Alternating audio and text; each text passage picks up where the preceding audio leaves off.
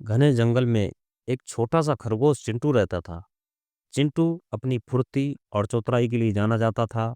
वह हमेशा दूसरों की मदद के लिए तैयार रहता था, इसलिए जंगल के जानवर उसे बहुत पसंद करते थे। लेकिन उसका जीवन तब बदल गया जब जंगल में एक खतरनाक बाघ के आने की खबर फैल गई।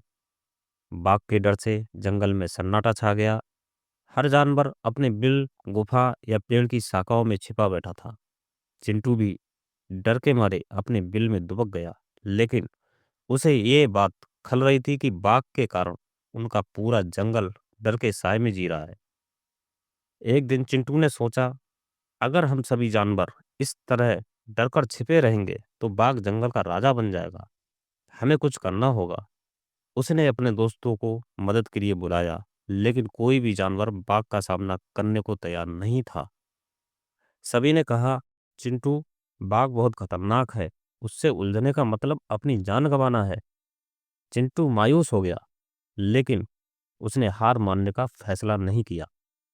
उसी समय उसकी मुलाकात चीकू नाम के एक नटखट तोते से हुई।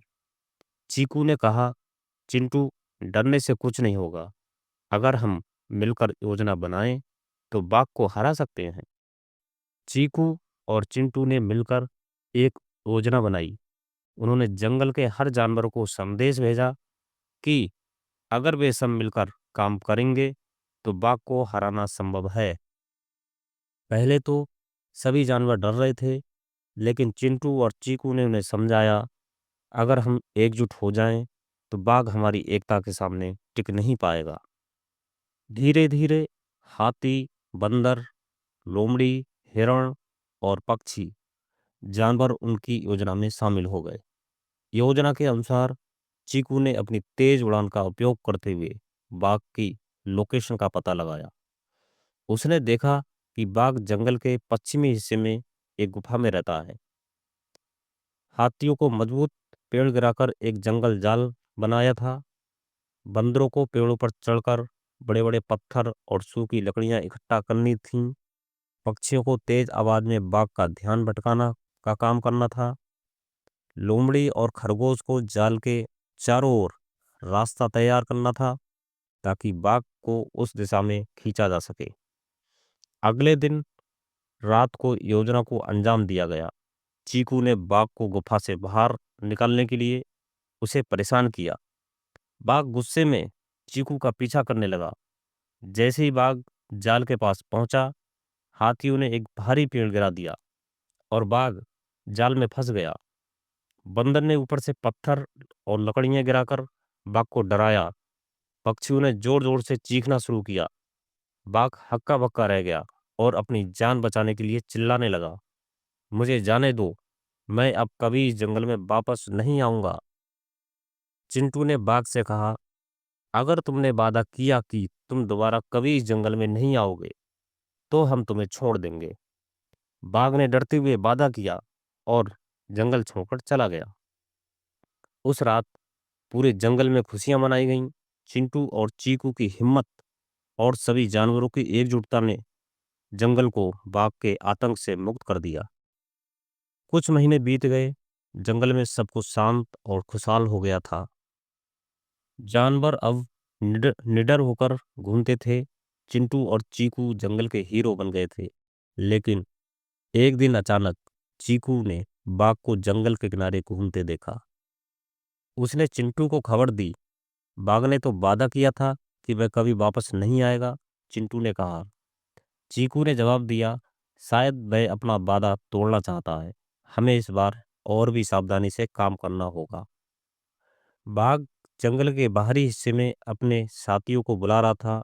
ये अकेले नहीं था, बल्कि 3 और बाघ अब उसके साथ आ गए थे।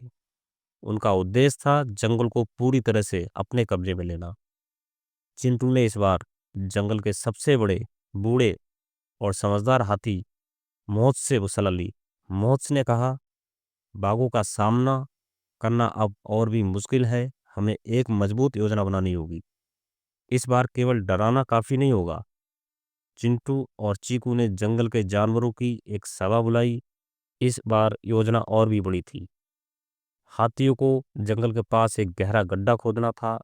बंदरों और भालुओं को जाल के चारों ओर मजबूत कांटे और कटीली झाड़ियां लगानी थीं। पक्षियों को हर बाग की गतिविधि पर नजर रखनी थी। हिरणों और खरगोशों को बागों के गड्ढे की ओर खींचने के लिए चारा का काम करना था। रात के अंधेरे में जब चारों बाघ शिकार के लिए निकले, तो चिंटू ने अपनी चतुराई से उन्हें अलग अलग दिशाओं में भ्रमित किया। चीकू ने अपनी तेज उड़ान का इस्तेमाल करते हुए बाघों का ध्यान गड्ढे की ओर खींचा। बाघ अब बाघ जब चारा समझकर आगे बढ़े, तो वे गड्ढे के पास पहुंच गए। अचानक हाथियों ने पेड़ों को गिराकर बाघों के चारों ओर का रास्ता बंद कर दिया। बाघ फंस गए और गड्ढे में गिर गए।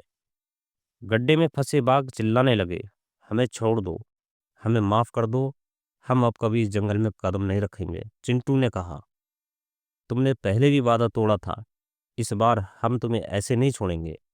तुम्हें इस जंगल से बहुत दूर छोड़ दिया जाएगा।